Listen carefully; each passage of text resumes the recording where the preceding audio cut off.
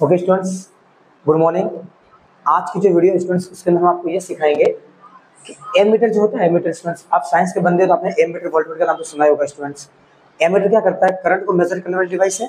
And voltmeter क्या students? Potential difference को major करने वाला डिवाइस है। ओके स्टूडेंट्स, तो जो एमीटर जो है और वोल्टमीटर जो है, एमीटर को हमेशा किसी भी इलेक्ट्रिकल सर्किट के अंदर सीरीज के अंदर कनेक्ट किया जाता है एंड वोल्टमीटर को किसी भी इलेक्ट्रिकल सर्किट के अंदर पैरेलल में कनेक्ट किया जाता है। ऐसा क्यों स्टूडेंट्स? तो आज के इस वीडियो के अंदर हम सिर्फ ये पढ़ेंगे एमीटर को सीरीज में ही क्यों कनेक्ट किया जाता है, ओके स्टूडेंट्स, और वोल्टमीटर को पैरेलल में क्यों कनेक्ट किया जाता है ये नेक्स्ट वीडियो में पढ़ेंगे। इस वीडियो के अंदर ये पढ़ेंगे कि एमीटर को सीरीज में ही क्यों कनेक्ट किया जाता है। तो देखिए स्टूडेंट्स, मैंने लिखा है ammeter measure the electric current in electrical circuit.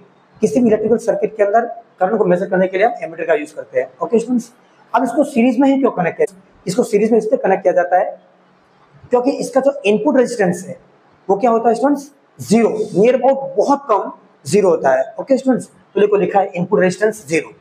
ये इसका साधारण भाषा में आंसर है स्टूडेंट्स।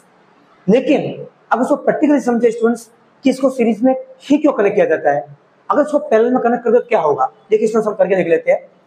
इस सर्किट के अंदर बैटरी लगी है, ये स्विच है, ये बैटरी है, ये लैंप है स्टूडेंट्स, ये लैंप है। मैं जैसे स्विच ऑन करूंगा इसके अंदर स्टूडेंट्स करंट फ्लो होगी, करंट फ्लो होगी। इस तरीके से लैंप क्या करेगा? ग्लो होगा। लेकिन ये जैसे करंट, ये लैंप ग्लो होगा, यहां से जाने वाली करंट इस एमीटर के थ्रू जाएगी और एमीटर बता देगा इसके अंदर कितनी करंट फ्लो हो रही है। लेकिन इसको अगर मैं पैरेलल में लगा दूं स्टूडेंट्स कुछ इस तरीके से,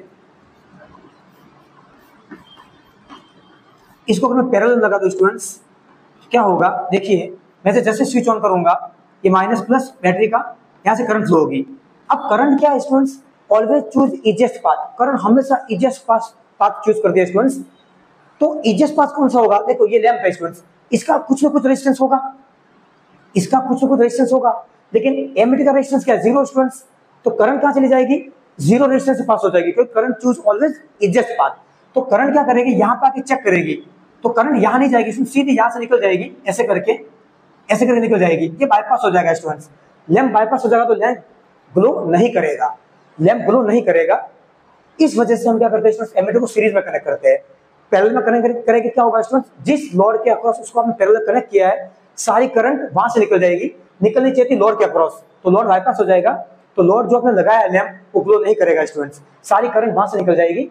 इसलिए हम क्या करते हैं स्टूडेंट्स? एमीटर को सीरीज में कनेक्ट करते हैं। ओके स्टूडेंट्स, तो मिलते हैं नेक्स्ट वीडियो के साथ वोल्टमीटर को पैरेलल में क्यों कनेक्ट करते हैं। ठीक है, bye bye to all of you.